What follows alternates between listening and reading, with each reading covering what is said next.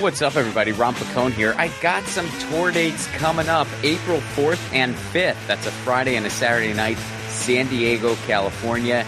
And May 23rd, one night only, Seattle, Washington. Tickets and more information at ronplacone.com. San Diego, Seattle, coming at you. See you soon. What's up, everybody? The wait is finally over and totally over. Left at Wall is available now, right now. You can get Left at Wall on Apple TV, Google Play, YouTube Movies. You can get it on demand. You can buy it on DVD. The wait is totally over. Just type in Left at Wall on your search bar on your smart TV, and you can find a bunch of ways to get it. You can watch it now. Again, that's Left at Wall, wherever you get your movies.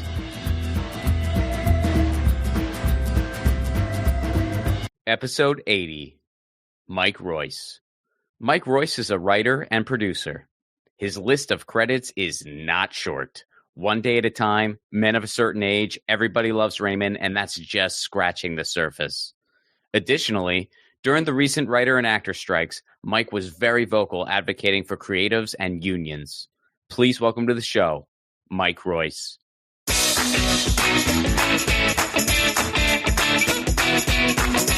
Mike Royce, good to meet you. Thanks so much for doing this. Thank you for having me. It's nothing like a podcast to procrastinate from writing. Exactly. That's why I have some of them. I'm like, well, this will. Yeah, because I'm doing something. I'm doing something writing adjacent, so it's a perfect thing. I appreciate it. Yes, there you go. So I want to kind of start with your origin story because I only know so much about it. I mean, I saw you are from upstate New York. Yes, I'm from Syracuse. So unpack the origin story for me.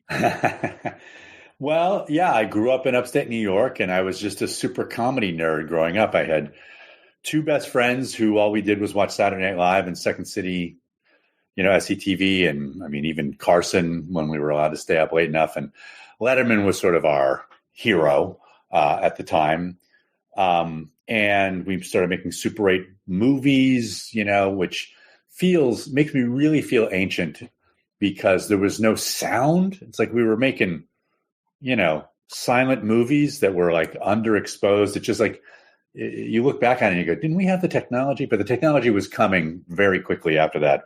But at that time, it was just like personal, things you made in your backyard were it was like we were in the 20s or something. But me and my friends very, very just loved comedy. And I went to film school at Ithaca College and thought you basically wanted to be a writer coming out of school. And then I moved to New York and realized maybe it's time to try stand-up comedy, which has been my secret dream since I was a little kid. And I didn't try it in college because I was afraid to be trapped with my audience for 4 years, So I tried it. I went to an open mic, the first one went well, the second one went well, the third one was the most humiliating experience I've ever had in my life. And I said, I'll never, ever do this again because I feel so terrible. And then a month later, I was like, let me try it again. So I got into the open mic community in New York and met lots of now famous people, Jon Stewart, Dave Attell, that generation of people, Chris Rock, Adam Sandler, and I was a comic and I was at the Cellar as a comedy cellar for like the 90s. And then writing opportunities started. And Ray Romano was another person who I met and we became friends, and he was writing a book once he went off and started doing his show and became famous. And he hired me to help him write his book. That led to a job on the show, and I moved my family out to Los Angeles, even though we swore we would never move from New York to Los Angeles. And that was 25 years ago, crazily enough. Where are you at now? Are you more of an LA guy in spirit, or are you still a New York guy? I can only say I'm both, because I mean, my spirit is in New York. I love New York, but I have lived here for so long now, and it's unmatchable. I mean, I feel like I paid my penance by growing up in Syracuse, and I deserve this goddamn weather. Every day I wake up and I go, look at the sun that I never got to see until I was, when I moved to New York City, I was like, oh my God, the weather here is fantastic. Mm-hmm. So compared to Syracuse, it's nothing. I love Syracuse, but oh my God. No, I am a Rust Belt person myself. I grew up in Pittsburgh. And so I actually moved to Seattle and wondered what everyone was complaining about. Yeah. I kid you not. I was just like, the weather's fine here. What are you talking about? And then eventually it came to, I'm like, oh, wait, no, the weather where I'm from has some of the worst weather in the freaking world. Yeah. Like, even the last time I was there over the summer, I was just, my sister moved back. And obviously, cost of living in Pittsburgh is way more affordable than Los Angeles. But I was just sitting there. It was June, and we're just watching the rain come down. I just looked at her and I was just like, you know what? Your weather is more depressing than my mortgage. There are some things. That's it. That's right. It's Syracuse. I read something that said Syracuse has not as much rain as Seattle, but it has less sun. So yeah.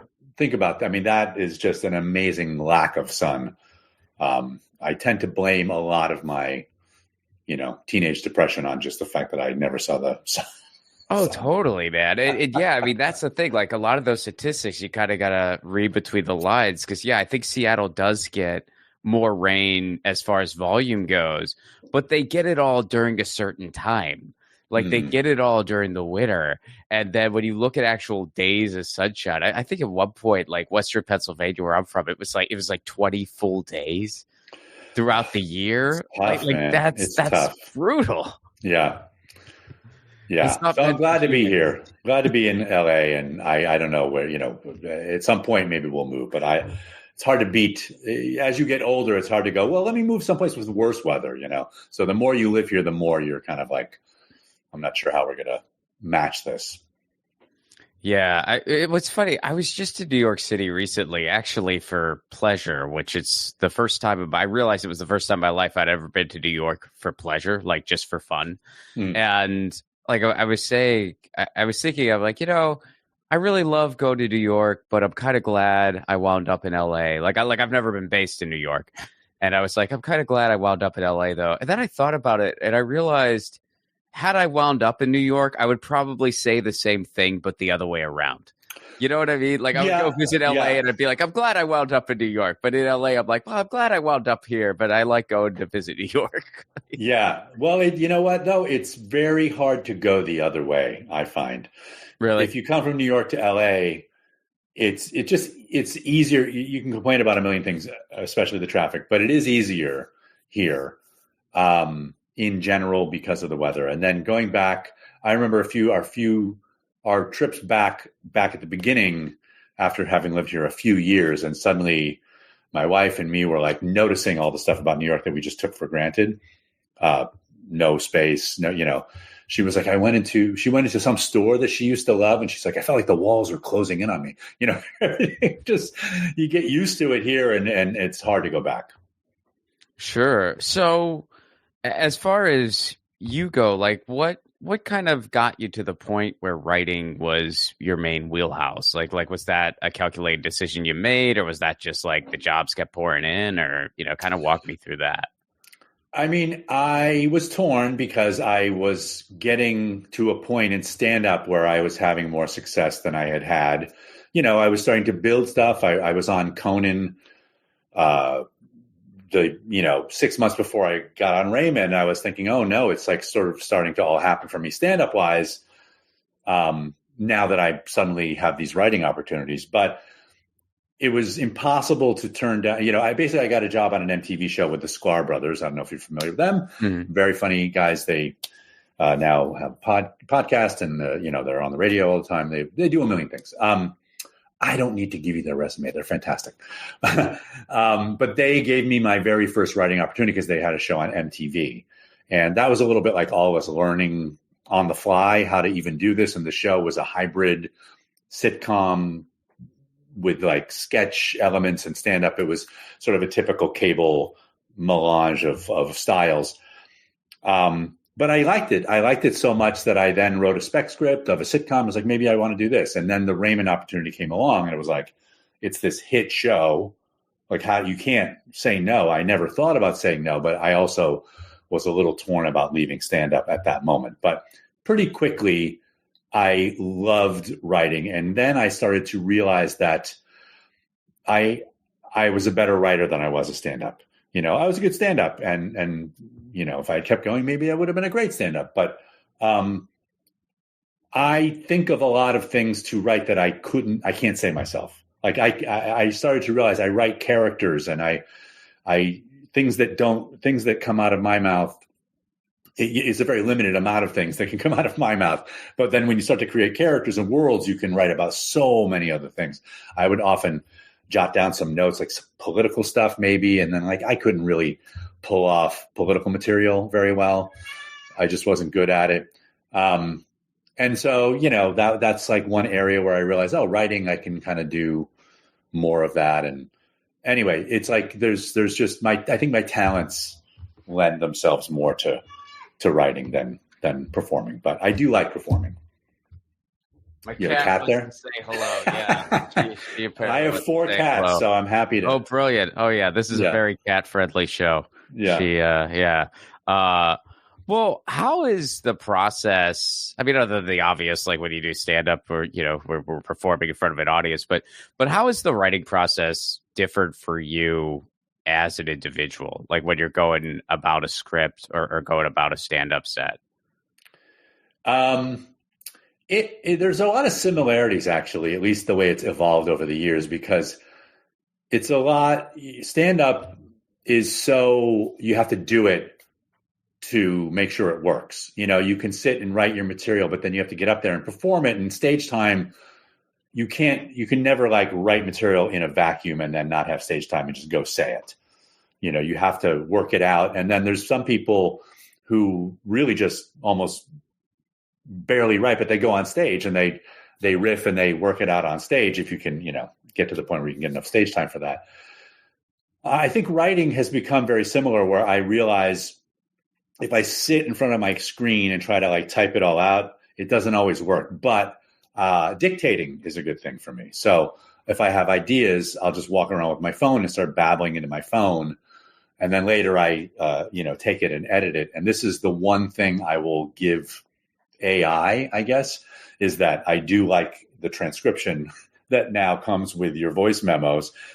Even though it usually looks like nonsense, and it takes me just as long to edit that as it would to listen and type it up. Nonetheless, it's slightly less effort on my part. And I just find talking it out is a much better way to get past, brain freeze than sitting and trying to make it perfect, because I'm a bit of a perfectionist. Yeah, no, I always kind of follow. I don't know who coined this, but I first heard it from the novelist Chuck Palahniuk. Mm-hmm. But he said that when you're gathering the ideas and you're just living, whether it's a long walk or whatever it is, and you're really just being in the moment of creativity, that's the writing part. When you really just perfect it on the page or get it on the page the way it needs to be for at least a first draft, that's the keyboarding part. Right. And he loves writing and keyboarding. He's just not a big fan of. Yeah, I kind of relate to that. Totally, I relate to it also, and I think I like the beginning part and the end parts, the middle part, because I do like when it's almost completely done, and then you're just like, oh, what if I moved the period over here? And because then you're basically just admiring your own shit, and oh, let me I'll try a little invert the words here because you're already in love with it. And yeah, the beginning, the just the idea part, but all the construction in between is the, as you say, the keyboarding is the real work. How do you feel about the editing process? Is that do you dread it? Do you love it? Is it fun sometimes? I hated it at first, and I love it now. Once I realized it's a form of writing, I loved it, because especially during Men of a Certain Age, Ray and I were very involved in the editing process and realized how much you can take a story and move elements around and just change it on the screen, and you're changing the script, and sometimes ADR helps. And so we learned after seeing a couple of our first cuts not be what we had hoped they would be, which is what kind of every first cut is, but we were idiots in the drama world. We didn't really, we were learning on the fly a little bit. Then getting through the editing process and watching our fabulous editors sort of like make them great instead of terrible, and realizing what a rough cut is compared to a final cut. It's really, it's a lot of work, but I do love editing. Yeah. So I wanted to ask something particular about Everybody Loves Raymond. And, because my family loved that show growing up. And I think a big reason for it was there was just a certain amount of relatability. Like I told you, like I grew up in the Rust Belt, Italian-American household, so there were just a lot of elements in that show that were just super relatable and made it that much more entertaining. So I just kind of wondered, was that sort of something that was reflected in the writer's room? I mean, you yourself being a Syracuse guy. Yeah, I mean, it was kind of the ethos of the writer's room, of that writer's room, write what and that the specific almost always has a relatability to a giant audience. If you're going through it, there's probably a bunch of other people going through it as well. And we wrote about family and marriage. And so you'd come in with stories about something that happened to you. And very often a version of that, I mean, those would be the inspiration for most of our stories, is like, I'm having this argument with my spouse, or here's what my kids did, or here's what my parents are talking about. And, I almost learned that lesson too well afterwards. I needed to start to learn that you don't always have to exactly experience everything to be able to, write about it. But that, that is why people loved it and that's why I still love watching it. I've forgotten about some of the episodes we wrote even because it does have that relatability, and people felt like they were seeing themselves on screen. And it's funny about the Italian-American thing too, because CBS was, back then, 1995, 96, this is how much times have changed. The reason the last name is Barone and not like something closer to Romano is the O, that way it's an Italian name with a vowel on the end, but not so Italian where it's like, Pescatelli, like where it sounds. So Barone doesn't quite sound as Italian because they were a little bit afraid, is it going to be too Italian? So let's try to make it a little less Italian so that the whole world, because God forbid anybody relates to Italians or whatever. I don't know, whatever they were thinking. That's interesting. That's how white TV was back in the mid-90s. Mm-hmm. You gotta, I mean, you can have a vowel, but it's got to be a particular vowel. It would have been, you would have really scared a lot of people if you just started going. So it's Barone, right? Barone, yeah. They would have just been, what are you trying to do? Yeah. What are you trying to do? Yeah. So I learned more about you via your Instagram.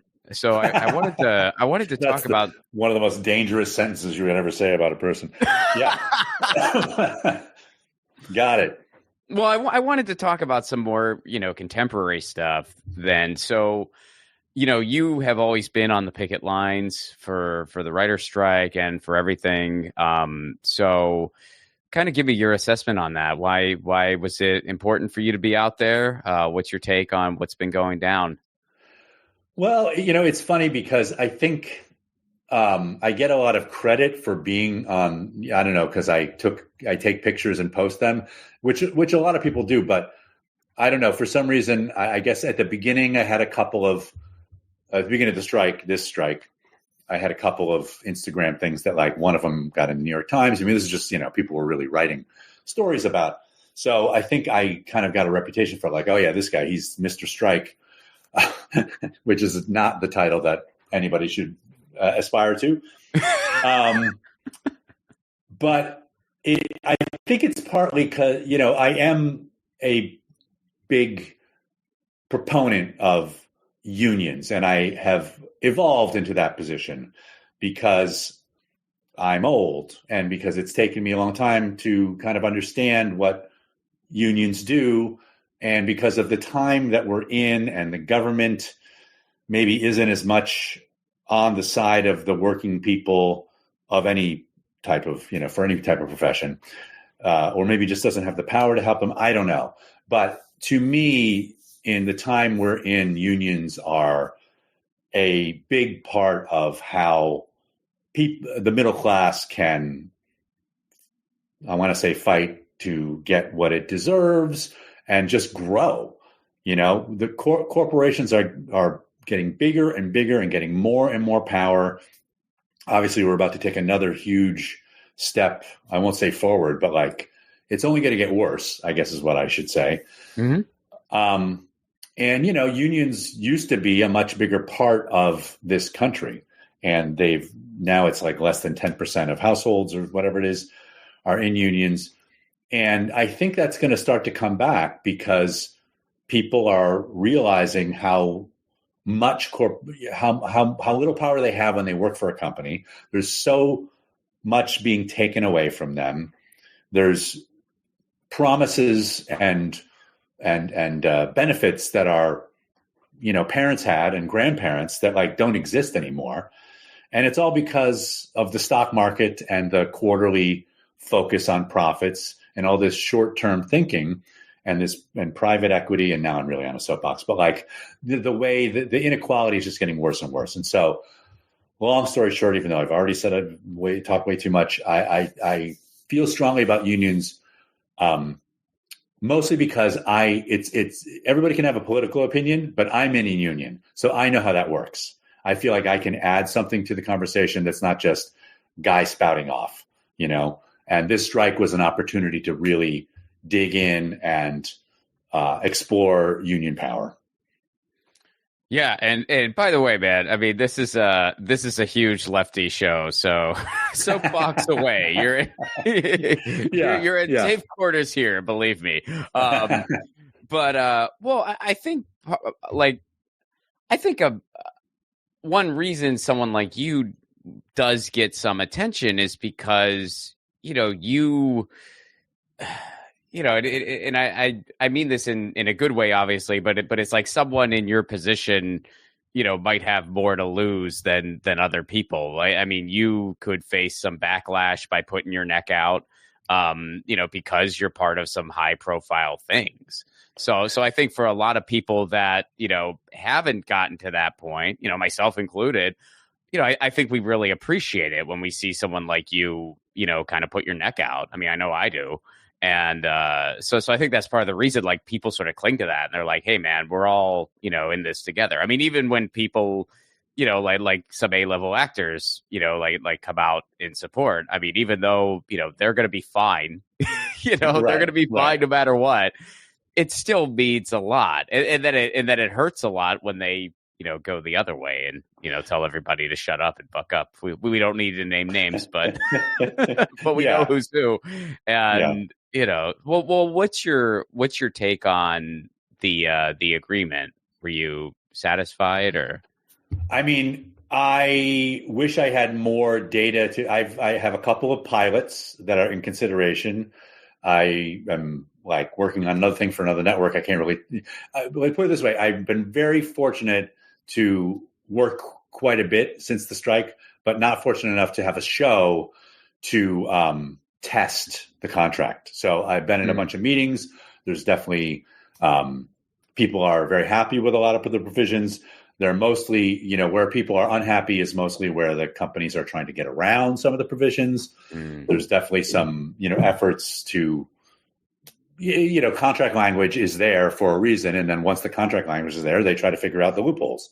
So everyone is very focused on making sure that there's no gigantic loophole that got, that they're exploiting. And so far, I think so good, it's an ongoing process. But so, yes, in general, I am extremely happy with the result of the strike. And then the other side of it is we have no power to make them make shows. Right. That's not part of the contract. It's very easy to conflate. There was a strike and now there's a lot less work, but there was a lot less work starting a year before the strike. Mhm. and we can't make them make shows, like I said.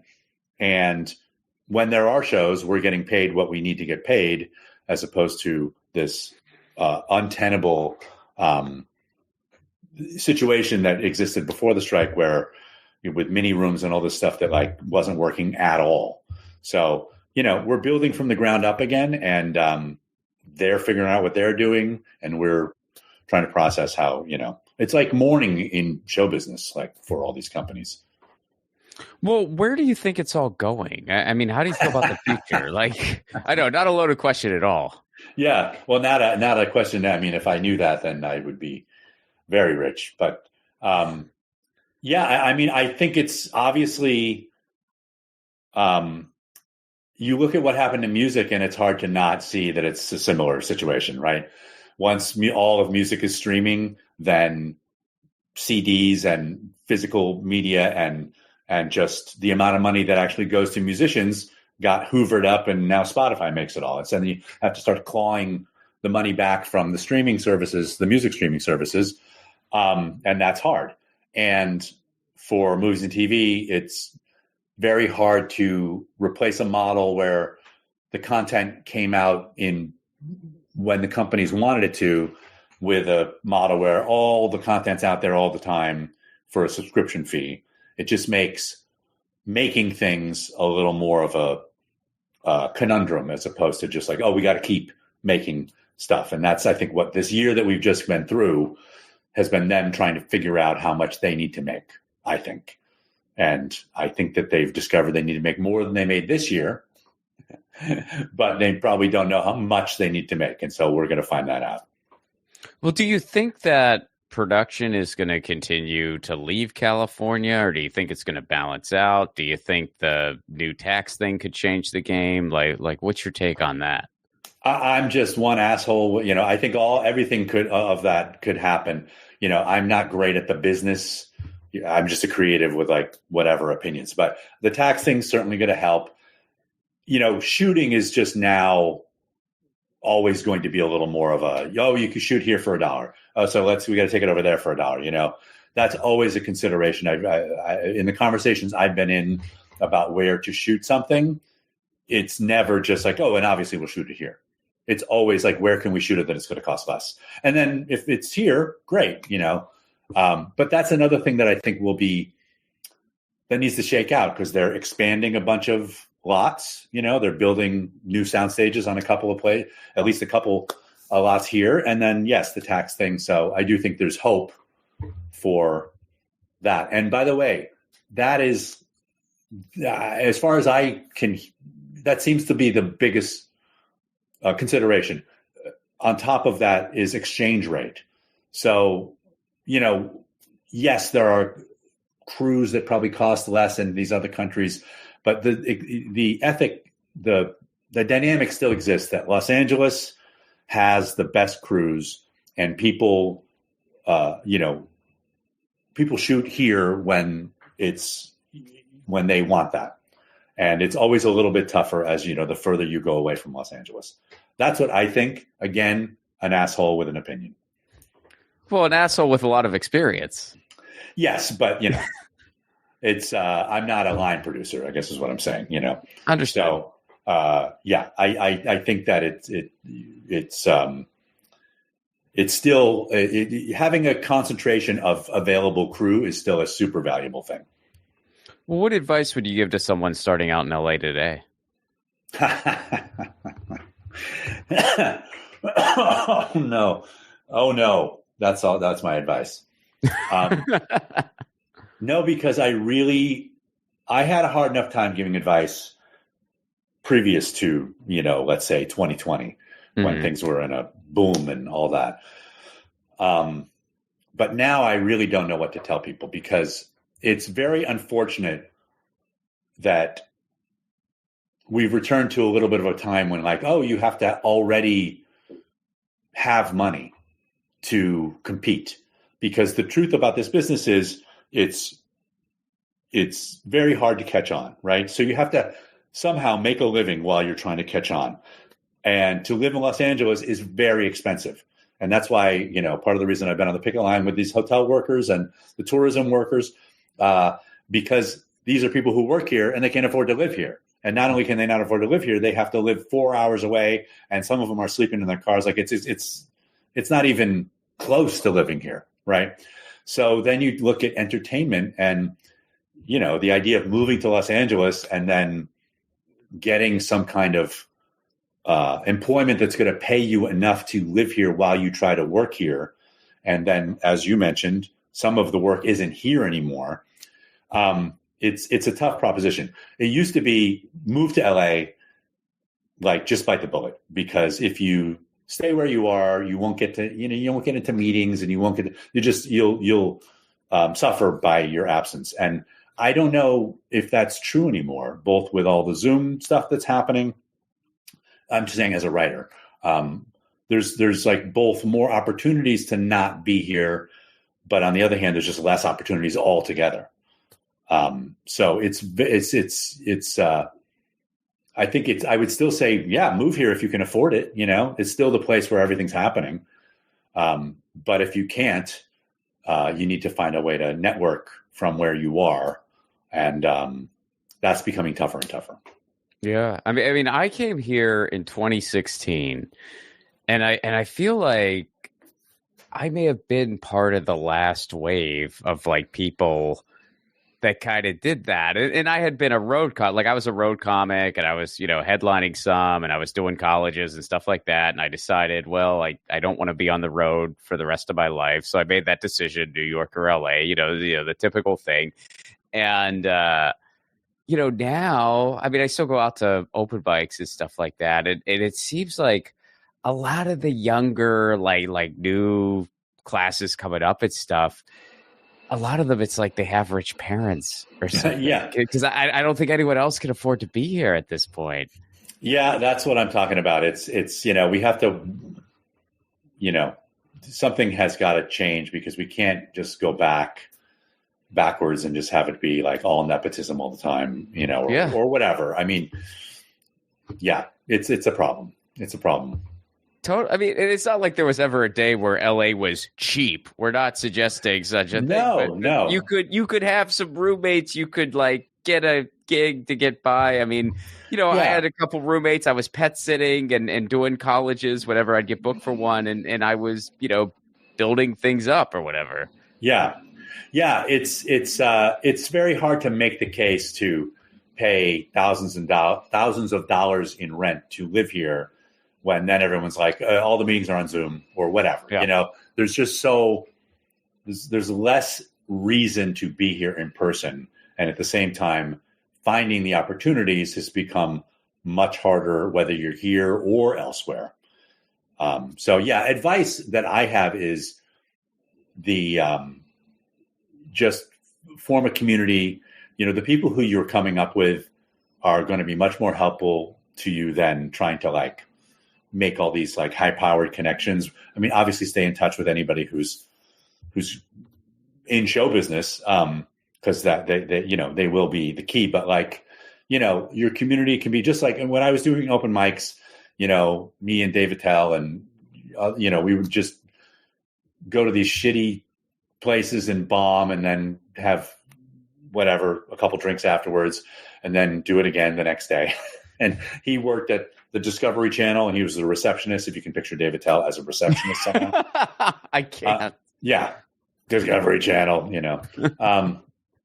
and I worked at Citibank and my other friend, Dave Juskow, worked at Chemical Bank and we had lunch together all the time. And anyway, that just becomes your support group and it's easier to keep at it and find tips and opportunities and, when you have a community around you. So a writing group and just, really hard to just be on your own and then trying to like email, I don't know, producers or whatever. Well, where do you think it's all kind of going to level off? I mean, do you think writers are going to kind of get their fair share of the pie? Do you think they're going to, figure out a decent quota as far as production goes? Because it seems like you said, it seems like we're still at a place where a lot of stuff is just not getting greenlit. We're kind of still in this weird, I I kind of feel like we're still kind of in limbo, even though the strike is technically over in a lot of ways. Yeah, it's very hard to know. And it also seems like a world where, there's going to be 3 companies in like 2 years is very possible. So when that's the case, if that's the case, you got to look at like indie, you got to just start making stuff. And I don't know how to do that because I have been, what's the word? It's like I've been softened up by my life over the last 25 years dealing, being on a hit show and like having overall deals and like the way show business used to be. And even people like me, if you want to make something, you got to get hungry, you got to want to make it and you got to figure out a way to make it. Because some of the sort of frothiness of like the late, 2015 to 2020 or so, when it was like, a bunch of shows are selling and maybe I'll, that's where you want to go is like try to, people are buying a lot of stuff. You might not have those. Well, you won't have those opportunities as much anymore. And so, figuring out a way to make stuff, it's in a way never been easier. Still takes money though.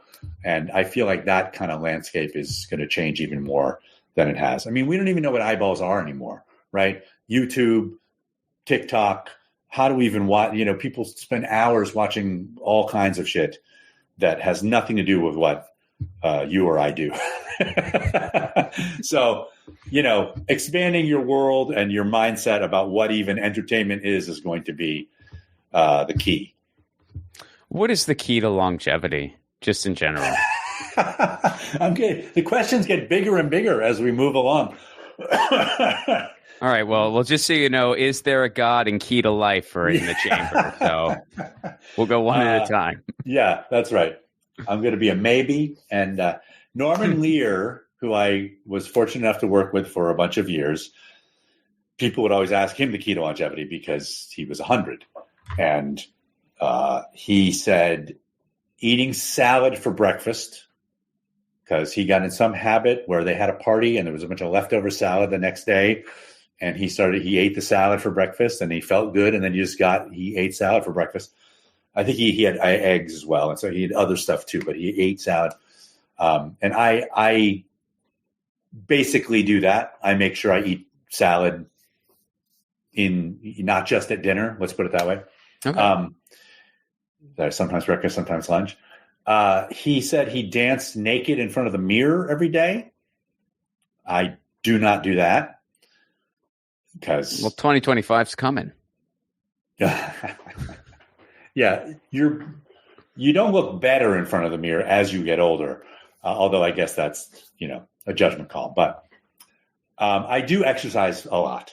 So if we're talking about longevity, I run 3 times a week. I have a trainer 3 times. The other 3 days a week, 1 day a week, I let myself be a sloth. But I do feel like I started doing that 20 years ago, and I feel better about where my health than I think I would if I hadn't done that. Oh, absolutely. So in closing, what are you working on now? What are some things that you want to plug away? Well, I want to plug my shows that are currently streaming, which are still just my old, I don't want to say old, but my enduring shows. Men of a Certain Age is on Max. One Day at a Time is on Netflix. You can watch Enlisted. I think it's still on, you can download the episodes on Amazon and iTunes. Of course, everybody knows Raymond on Paramount Plus and Peacock. Those are the things like I feel good that I've made shows that are still like you can still watch them and like them. And especially, with the passing of Andre Braugher, I'm glad that Men of a Certain Age is still streaming because you can go see his great work as well as the, other Scott Bakula and Ray on that show. But I'm still very proud of that show and extra proud that it's still around because of Andre. And I'm working on, I have, like I said, a couple of pilots and another, these are all for networks. I have a couple of pitches going out next year. I'm developing a couple other things that are still at the embryonic stage. But I've never been busier because that is really the way you have to do things now, is you have to keep as many lottery tickets going as possible because you just never know what's going to hit. And it's been a process for me because I've always been very singularly focused. And it's like, if I'm doing one project, I just want to work on that. So now it's like I have 8, I'm looking at my list over here, basically like 10 different things. I wrote a children's book with my daughter, who's an artist. We're trying to get that published. It really came out great. So we're happy about that. And keeping the opportunities plentiful. One final question, because I forgot one, but I'm curious, like, your take on this, because I've heard like a billion different takes on this one, and I'm just curious what you have to say. Do you think that the multicam soundstage comedies, do you think that's going to make a big comeback? I don't know about a big comeback, and I don't want to sound like a dick. Too late. It's 40 minutes too late for that. But I do want to say, I think the multicam suffers from a lack of ambition, not on the part of the creatives, but on the part of the networks and streamers. I think the expectation is that when you do a multicam, it's cheesy and it's comforting, and it's just never going to be a critical.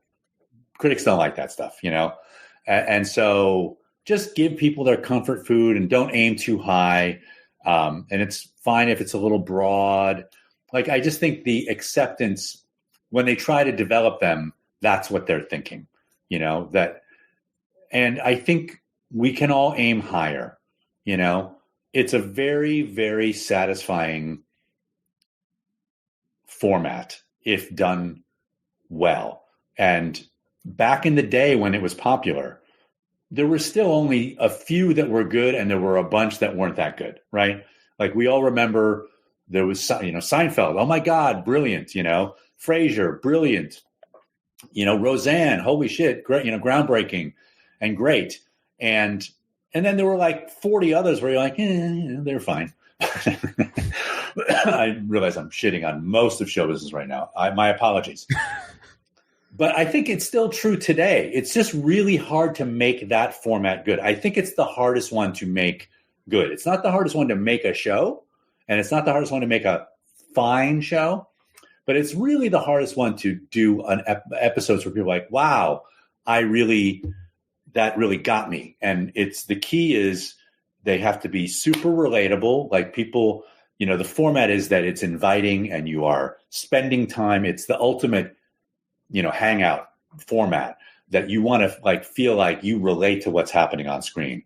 And it has to have, for me, emotion. Like, it has to feel like a play, that you're getting that big emotional investment. So, this is what Norman did.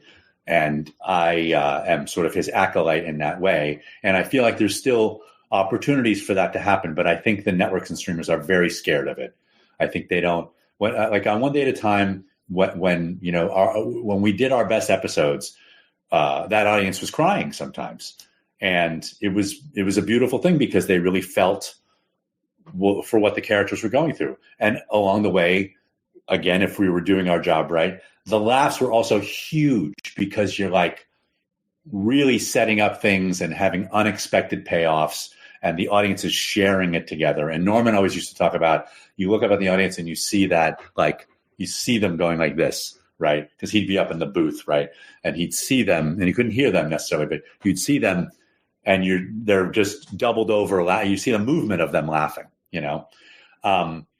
and that's that shared experience that can extend to the people at home. If it's really hard work, but if you're really being truthful with the scripts you're writing, about the subject matter, and trying to really, reach out and tell a story that's going to mean something, And so I guess it's just I think the attitude towards them is, it's a little more disposable entertainment, and we can aim higher. And I wish more people were given the opportunities to do that. Mike, thanks so much for doing this. Thank you for letting me drone on, because I do drone on. That was Mike Royce. Be sure to check out all that. Does he need me to plug his? I don't think he does. I don't. I need him to plug my stuff, but he doesn't. But yeah, you know how to find your stuff. Men of a Certain Age. Everybody Loves Raymond. One day at a time. Check it out. You know about it already. You don't need to hear from me. Music for the 1000 Podcast is provided by Andrew Saxon. Be sure to check out his podcast, the Baywatching Podcast, wherever you get your podcasts. Please leave us a 5-star review, would you? This is still a new podcast.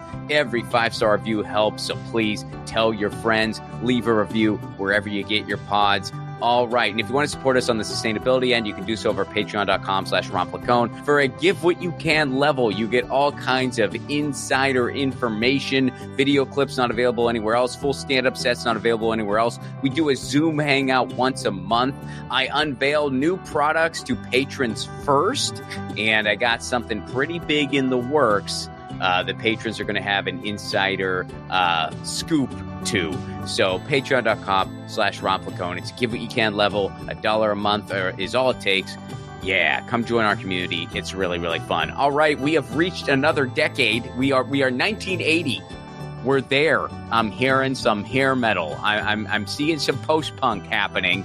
We have reached 1980. Minor Threat is jamming. The Teen Idols are done. And Minor Threat is jamming in Washington, D.C.